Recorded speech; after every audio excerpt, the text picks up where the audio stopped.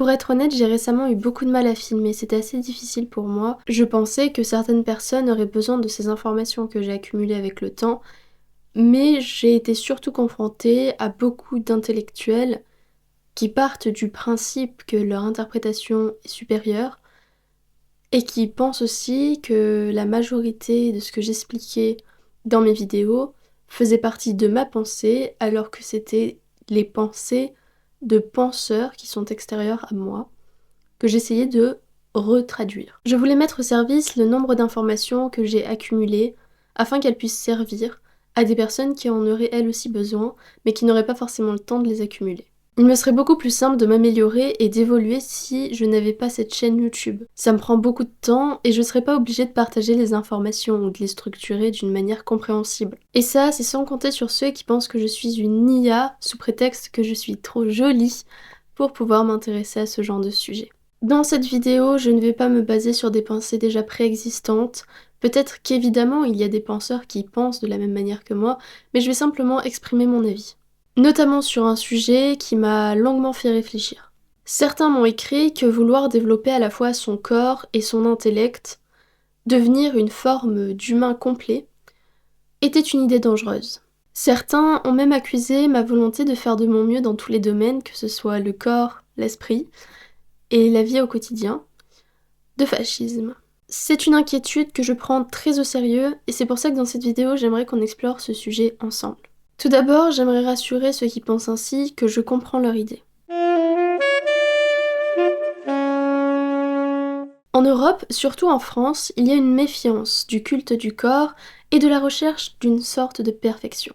Cela rappelle le fascisme du XXe siècle qui associait l'idéal de l'homme fort, discipliné, performant à une idéologie autoritaire. Beaucoup d'intellectuels ont hérité de cette vigilance. Beaucoup pensent que ça ressemble à l'idéologie totalitaire qui voulait faire un homme parfait. Et dans la tradition occidentale, surtout universitaire, l'esprit est censé être au-dessus du corps. Et donc une partie de la tradition intellectuelle a séparé l'esprit du corps. Certains voient le développement personnel comme populaire et superficiel.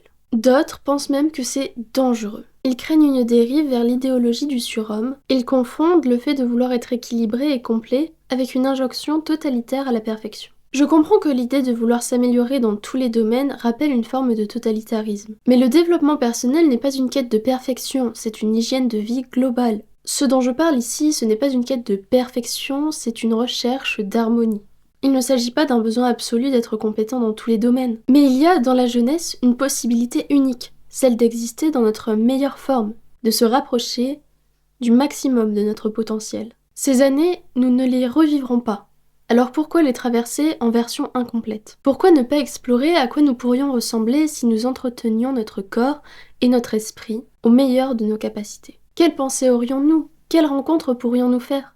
À quoi notre vie ressemblerait si nous étions cette autre version de nous-mêmes? Quelle vie pourrions-nous créer si nous nous donnions cette chance d'évoluer? Personnellement, je serais très malheureuse si je n'y arrivais pas avant ma mort. Je ne veux pas que les fantômes de mes objectifs ou de mes rêves viennent me hanter sur mon lit de mort. Je ne veux pas connaître le regret de me dire « et si seulement ». Prendre soin de moi, mentalement ou corporellement, m'apporte des bénéfices incroyables. Nous savons tous les privilèges qu'offre une apparence soignée, une belle voix, une bonne hygiène. Ces qualités sont souvent tournées en dérision et sont perçues comme quelque chose de superficiel, mais elles restent indissociables de la vie en société. On peut trouver cela injuste ou secondaire, mais on ne peut pas renier l'effet que cela a. Qu'on le veuille ou non, notre apparence et le soin qu'on apporte à notre corps va influencer la manière dont nous sommes perçus, et aussi traités. Pour développer cette question, je vais donc distinguer deux aspects. D'abord, nous allons parler de l'apparence, du corps et de la beauté, de tout ce qui touche aux soins de soi dans la dimension physique et visible. Et ensuite, nous aborderons comment l'esprit, l'intelligence se développent et son importance. Le tout dans deux parties distinctes de la vidéo. Ce que je propose ici, ce n'est pas un jugement, mais une invitation. Une invitation à regarder avec lucidité là où nous pourrions être incomplets, et à réconcilier en nous ce que la plupart opposent. Car un esprit brillant dans un corps négligé souffre, et un corps beau sans esprit s'égare. Parlons d'abord du corps, de l'apparence et de la beauté. C'est un sujet qui suscite souvent du ressentiment, parce qu'il touche à une vérité qui déplaît énormément. Notre visage, notre morphologie sont hérités de nos parents. C'est pas forcément quelque chose que l'on peut choisir. Pourtant, notre apparence va nous ranger dans une case sociale. Et cela qu'on le veuille ou non. La manière dont on s'habille, dont on se coiffe, notre hygiène, notre langage corporel, tout cela envoie un signal. Et ce signal influence la manière dont les autres vont nous percevoir, séduisant ou non. Et les personnes nous maintiendront proches ou à distance en fonction de cela. La majorité des êtres humains jugent d'abord avec les yeux. Beaucoup trouvent cela injuste et diront qu'on ne choisit ni nos parents ni nos gènes. Mais nos parents, eux, se sont choisis. Et nous héritons de ce patrimoine, qui souvent imparfait, a tout de même du potentiel. Car si une partie de notre apparence est donnée, une grande partie est liée à nos habitudes de vie, à la manière dont on s'entretient et à notre santé. Les habitudes que nous adoptons vont nous transformer physiquement au fil du temps. À moins d'avoir de graves difformités, nous avons tous le potentiel de faire rayonner une forme de beauté. Il suffit d'avoir l'hygiène nécessaire, la volonté et évidemment la discipline. J'entends souvent dire que c'est superficiel et qu'un esprit plus grand ou supérieur devrait être capable de percevoir au-delà des apparences. Et aimer quelqu'un pour son physique est très mal vu lorsque quelqu'un recherche un amour inconditionnel. Mais les attributs que nous associons à la beauté sont très souvent des marqueurs de l'état de santé d'une personne. Des études en psychologie évolutive montrent par exemple qu'une mâchoire bien formée est souvent signe d'une bonne respiration et d'une croissance osseuse saine. Une peau claire et régulière traduit généralement une bonne alimentation et un système immunitaire efficace. Un corps tonique est lié à l'activité physique et à un bon fonctionnement métabolique, ce qui se traduit par une perçue beauté. Ce que nous percevons comme de la beauté n'est donc ni culturel ni superficiel comme on pourrait le penser. C'est aussi un langage biologique, un code universel lié à la survie. Dans la nature, cela existe partout. Chez les cerfs par exemple, c'est le mâle le plus vigoureux qui gagne, parce que ses attributs montrent qu'il est en bonne santé et capable de transmettre de bons gènes. Chez les humains, c'est plus subtil, mais le mécanisme reste. L'attirance pour certaines caractéristiques physiques est ancrée dans notre biologie. Cela nous oriente naturellement à trouver plus beaux ceux qui sont en meilleure santé. Et là, je ne parle pas de préférences personnelles comme les yeux bleus ou les yeux verts, je parle de traits, d'attributs qui permettent de comprendre qu'une personne est en meilleure santé. Et ceux-là sont universels. Ce n'est donc pas de la superficialité, mais une logique évolutive. D'ailleurs vous-même, si vous deviez faire des enfants, ne préfériez-vous pas choisir un partenaire qui a du potentiel, afin que vos enfants soient beaux ? De nombreuses recherches en psychologie sociale ont montré que les personnes perçues comme belles sont automatiquement jugées plus intelligentes, plus compétentes ou plus dignes de confiance. Même les juges donnent en moyenne des peines plus légères aux accusés jugés attirants. Donc en plus des raisons évolutives, être beau a également des avantages.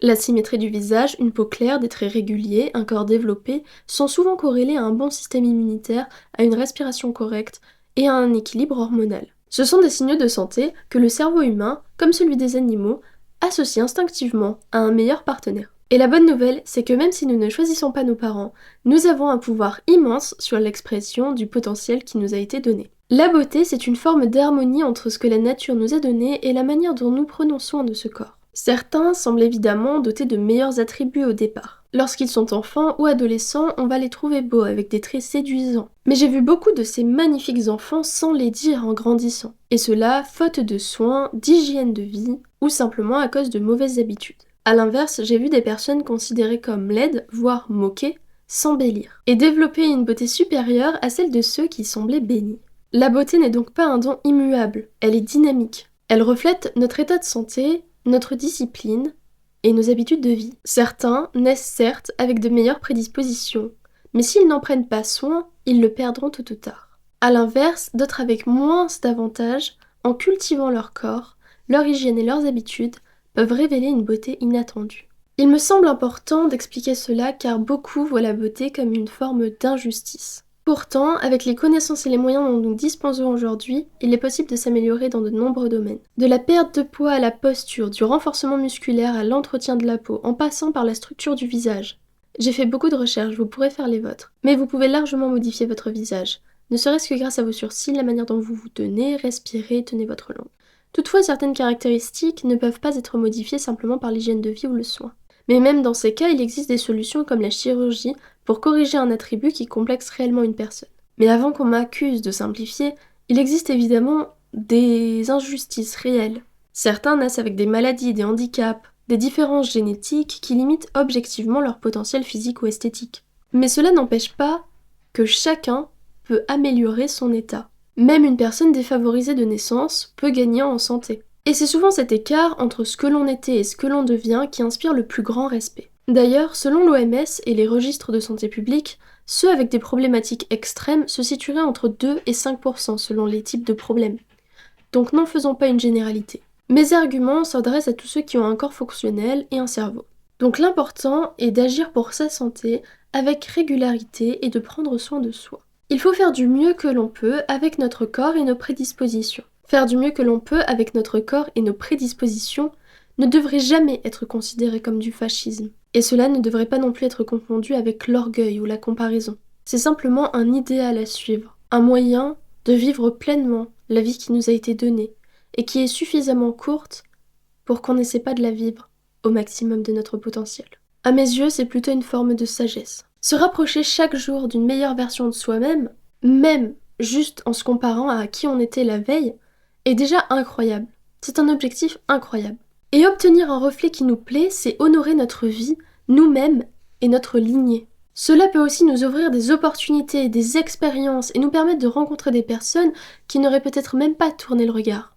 Si la beauté est liée à la santé, pourquoi la refuser? Et l'esprit ne se déploie-t-il pas mieux dans un corps en bonne santé? Je ne peux m'empêcher de me demander combien de penseurs, de philosophes, d'écrivains auraient pu changer leur vie s'ils avaient pris soin de leur corps. Comment auraient-ils perçu le monde si leur état de santé ou leur physique avait été différent? J'ai remarqué que beaucoup de personnes, dont l'hygiène ou la santé est défaillante, se réfugient dans l'intellect et le sacralisent. Leurs paroles sont puissantes, mais j'ai observé qu'elles peuvent difficilement toucher ceux qui vivent en pleine santé, qui aiment leur corps et leur vie. Ce n'est pas une question de valeur, mais d'expérience. Les tourments du corps influencent la vision du monde, et ceux qui se sentent bien dans leur corps vivent des réalités et des perspectives différentes. Ce qui m'attriste, c'est que beaucoup d'intellectuels s'interdisent d'améliorer leur apparence, soit par flemme, soit par honte. Dans leur cas, la santé, la beauté et la vitalité n'est pas une priorité. Ils craignent de devenir autocentrés alors qu'ils le sont déjà, et c'est compréhensible. Pourtant, certains éprouvent du ressentiment envers ceux qui font les efforts nécessaires pour plaire, et qui bénéficient donc des privilèges que la beauté et la santé apportent. Ce que j'aimerais dire à ceux qui hésitent encore, c'est ne vous refusez pas les privilèges de la beauté, sous prétexte que vous êtes un être intelligent. La beauté et la vitalité ne sont pas superficielles. Elles sont liées à la santé et influencent directement la manière dont nous interagissons avec le monde. D'un point de vue évolutionniste et biologique, il est important et normal d'apprécier la beauté. Il n'y a pas de mal à vouloir prendre soin de soi, à cultiver sa santé et son corps. Au contraire, c'est un acte de respect envers vous-même et la vie que vous souhaitez mener. Après avoir parlé du corps, de l'apparence, de la beauté, intéressons-nous maintenant au cerveau, à l'intelligence. Comme pour la beauté, beaucoup ont des prédispositions naturelles. Certains semblent doués dès l'enfance, tandis que d'autres vont éprouver des difficultés toute leur vie. Certains doivent travailler beaucoup plus intensément pour obtenir le même niveau. La discipline, la curiosité, la lecture, la réflexion, la pratique de l'écriture ou toute autre activité permettent à chacun de développer ses capacités bien au-delà de ce que la nature lui a donné. Pourtant, j'ai remarqué une tendance. Certaines personnes dotées d'un intellect vif peuvent se replier dans l'analyse, se comparer constamment aux autres ou se critiquer excessivement. Elles glorifient l'intelligence, mais restent déconnectées de leur corps ou des réalités concrètes de la vie. D'un autre côté, ceux qui ont travaillé à améliorer leur mental et leur culture, tout en restant en contact avec la vie et leur santé, rayonnent. Leur esprit est clair, mais aussi connecté aux autres et au monde, ce qui leur permet de partager et d'inspirer plus efficacement. Beaucoup, surtout dans le système actuel, considèrent l'intelligence comme un critère de supériorité. Et dans une certaine mesure, cela est vrai. L'intelligence a un impact majeur sur la manière dont nous comprenons le monde et agissons dans la vie. Mais l'intelligence est complexe et multiple. Tout le monde n'excelle pas dans les mêmes domaines. Un poète, par exemple, sera jugé inférieur à un mathématicien, si l'on le juge sur sa capacité à effectuer des calculs complexes. Développer ses capacités mentales est donc un chemin complexe et personnel. Par exemple, sur quels critères devrions-nous nous baser pour juger de notre progrès? Peut-on exceller dans différents domaines ou vaut-il mieux se concentrer sur un seul? Dans certaines situations, il y a effectivement une supériorité de la part d'un individu sur un autre. Et des compétences précises peut donner un avantage stratégique. Mais cela ne fait pas une personne supérieure dans l'absolu. Trop souvent, une différence de point de vue est associée à une forme d'infériorité ou de la stupidité. Or, voir le monde différemment ne signifie pas être moins intelligent. Cela reflète simplement une différence de perspective et de compréhension. L'intelligence ne se mesure donc pas sur une seule grille, et personne ne peut exceller dans tous les domaines. Alors comment faire pour développer son esprit au maximum de son potentiel? Il faut savoir que toutes les formes d'intelligence sont différentes, mais qu'elles reposent sur des bases biologiques et psychologiques qui sont communes. Par exemple, le sommeil. Des études en neurosciences montrent qu'un manque chronique de sommeil réduit la capacité à apprendre et à prendre des décisions. La nutrition joue un rôle capital dans la santé cérébrale. Les oméga 3 par exemple sont essentiels pour la mémoire et la régulation émotionnelle. L'exercice physique n'est pas en reste. L'activité régulière stimule la neurogénèse, la création de nouveaux neurones, et augmente le flux sanguin vers le cerveau, favorisant concentration, mémoire et créativité. Il y a aussi la stimulation intellectuelle, la lecture, l'apprentissage de nouvelles compétences, jeux de réflexion ou échanges stimulants activent la plasticité cérébrale et renforcent les connexions neuronales. Et enfin, il y a la régulation émotionnelle et le stress. Le stress chronique perturbe l'hippocampe et l'amygdale, impactant mémoire et prise de décision. Les personnes qui dissocient corps et esprit auront sûrement du mal à l'accepter, et c'est pourtant un fait. Pour ceux qui se posent des questions ou doutent de mes propos, je vous mets toutes les sources en description. En résumé, l'intelligence ne se développe pas uniquement par l'étude. Elle dépend d'un ensemble de facteurs psychologiques et physiologiques. Lorsqu'on va juger de l'intelligence de quelqu'un, sa santé ou son apparence ne sont pas des critères qui sont pris en compte. Actuellement, beaucoup jugent un esprit à sa rhétorique, à la fluidité de ses mots, plutôt qu'à la valeur de ses idées. Pourtant, la lucidité de l'esprit dépend en grande partie de l'état de santé du corps. Les études en neurosciences le confirment. Fatigue, mauvaise hygiène de vie, manque de sommeil ou mauvaise alimentation perturbent directement la mémoire, la concentration et la capacité à raisonner avec justesse. Pourtant, juger une idée en fonction de l'état de santé de celui qui la profère est un sacrilège. Car on attend de l'intellect qu'il soit au-dessus de tout.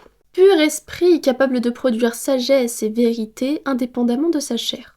Et dans nos traditions, la figure du sage est souvent associée à l'image d'un vieillard. Un corps déclinant, mais une parole à vénérer. Et même si dans bien des cas ces esprits vieillissants sont marqués par la sénilité, leur parole reste sacrée. On préfère donc sanctifier l'ancien, même affaibli, plutôt que d'admettre une vérité dérangeante. Notre corps et notre esprit sont indissociables. Je vais parler ici des problématiques que j'ai pu observer. Premièrement, il y a la sacralisation de l'intellect pur. C'est l'idée que l'esprit doit être supérieur au corps, que penser est plus pur que vivre. Cette vision crée un mépris du quotidien et des besoins primaires. Mais cela déconnecte l'intellectuel de la majorité des êtres humains, qui eux vivent d'abord dans leur corps. Deuxièmement, juger l'intelligence d'après la forme et non pas le fond. Il suffit qu'une personne ne s'exprime pas correctement, fasse une faute de langage ou d'écriture pour qu'elle soit jugée comme intellectuellement inférieure. C'est aussi une des raisons pour laquelle beaucoup ressentent les intellectuels comme pédants, inaccessibles, manipulateurs et autoritaires. Troisièmement, et cela dans tous les milieux artistiques, j'ai pu observer une glorification de la souffrance. On associe souvent la profondeur intellectuelle à la souffrance, à la mélancolie. Voyez comment on représente l'écrivain torturé, le philosophe malade. Comme si être heureux et en bonne santé empêchait de penser justement. Mais cette croyance coupe les intellectuels de ceux qui aiment vivre. Quatrièmement, j'ai observé une hiérarchie des savoirs. Il y a une échelle implicite où les mathématiques et la science seraient supérieures aux lettres. Dans cette logique, la valeur des personnes est jugée selon cette hiérarchie. En résultat, il y a un mépris pour l'artisan et les sportifs, alors qu'ils incarnent une forme d'intelligence différente. Et cela crée un fossé entre le monde académique et la réalité vécue. Cinquièmement, j'ai observé quelque chose d'insupportable, le relativisme arrogant. Tout est considéré comme opinion, donc jamais vrai, et le discours de l'intellectuel doit toujours se présenter comme nuancé et plus subtil que celui des autres. Mais cette posture empêche de prendre position et crée une paralysie intellectuelle. Elle entraîne aussi un mépris pour ceux qui ont des convictions et rend l'intellectuel prétentieux et inutile, car il devient incapable de répondre aux besoins et aux questions concrètes. Sixièmement, il y a la problématique à laquelle je m'adresse dans cette vidéo, le mépris du corps et de l'apparence. Prendre soin de soi, cultiver sa beauté ou faire du sport est perçu comme superficiel. Le problème, c'est que la majorité des interactions humaines passent par le corps. Ignorer cela, c'est se condamner à l'isolement, à l'insatisfaction et à la jalousie. Ainsi, la majorité des intellectuels vont éprouver du ressentiment envers ceux qui ont fait les efforts nécessaires. Et septièmement, la tour d'ivoire. Beaucoup vivent dans un univers clos. Université, bibliothèque, colocation. Leur idée va tourner en vase clos sans jamais se confronter à la réalité. Et en résultat, on va obtenir des théories inapplicables, déconnectées, irréalistes. La majorité va donc commencer à percevoir les intellectuels comme inutiles. Alors pourquoi est-ce que je vous dis tout cela ? Pourquoi ce sujet me touche ? Pourquoi j'ai besoin d'en parler ? Parce que pour beaucoup, l'intellect devient une identité. Ils se définissent par leurs idées, leurs notes, leur capacité à débattre et à convaincre. Mais s'identifier à sa performance intellectuelle est un piège. On s'enferme dans une compétition invisible qui mène à l'orgueil, à l'isolement et à une frustration intarissable. La vérité, c'est qu'il y a bien plus dans la vie que d'avoir raison. Il y a des sentiments plus profonds et plus satisfaisants que de gagner un débat. Il y a la joie de créer, d'aimer, d'apprendre sans comparer, et d'expérimenter le monde avec un corps sain et un esprit sain réunis. La maturité, c'est comprendre que l'intellect est un outil, non pas notre identité. Si vous sentez parfois une pointe de prétention, un besoin de vous défendre derrière vos mots, c'est un signal. Un signal que vous pouvez évoluer, mûrir et découvrir matière à penser derrière l'idée qui vous a provoqué une telle réaction. Si jamais cette vidéo ne vous a pas plu, avant de me faire des grands commentaires, s'il vous plaît, réfléchissez. On pourrait croire que ces efforts que je glorifie ne servent qu'à obtenir des privilèges sociaux ou à séduire. Mais prendre soin de soi, dans le corps comme dans l'esprit, est une source de joie. Se sentir en santé, se voir embellir, penser avec clarté, nous apporte une vie bien meilleure que ce que nous aurions pu imaginer. Celui qui s'enferme dans son intellect, qui se perd dans les raisonnements et les lectures, peut croire qu'il domine par la pensée. Mais son esprit, si vaste soit-il, ne connaîtra jamais la chaleur d'un corps désiré, ni la lumière qui brille dans les yeux de celui qui nous aime. La logique ne remplace pas l'étreinte. Et celui qui ne cultive que son apparence, qui mise tout sur sa beauté et ses attraits, peut attirer 1000 regards, mais ne retiendra aucun cœur. La chair charme, mais l'esprit creux lasse vite. La beauté attire, mais seule l'intelligence garde. La beauté sans intelligence n'est qu'un appât, et l'ignorance rend vulnérable aux plus habiles. L'intellect sans le corps est une tour vide, et le corps sans l'intellect, une proie offerte. Mais l'union des deux fait l'être complet, capable de séduire et de comprendre, d'aimer et d'être aimé, de vivre pleinement au lieu de simplement exister. J'espère que cette vidéo vous aura plu. Si vous êtes généreux, pensez à me faire un don sur Ko-fi. Ça pourra m'aider énormément à faire plus de vidéos comme celle-ci. Je n'ai pas encore suffisamment de revenus YouTube pour que le temps que je passe à faire ces vidéos soit rentable. Sachez que tout ce que j'essaie de vous apprendre m'a été utile et que je l'ai mis en pratique. Vous vous demandez peut-être pourquoi je fais ça, pourquoi je dis ça, qui suis-je pour prétendre savoir de telles choses ou qui suis-je pour vous faire la morale.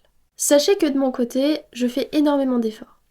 J'ai une routine très précise, que ce soit pour mon esprit ou pour mon corps. Vous avez toutes les sources en description et vous avez également un lien pour aller sur mon site si ça vous intéresse. Vous trouverez des informations sur moi et sur mes services. Je vous dis à très bientôt dans une prochaine vidéo. Ciao!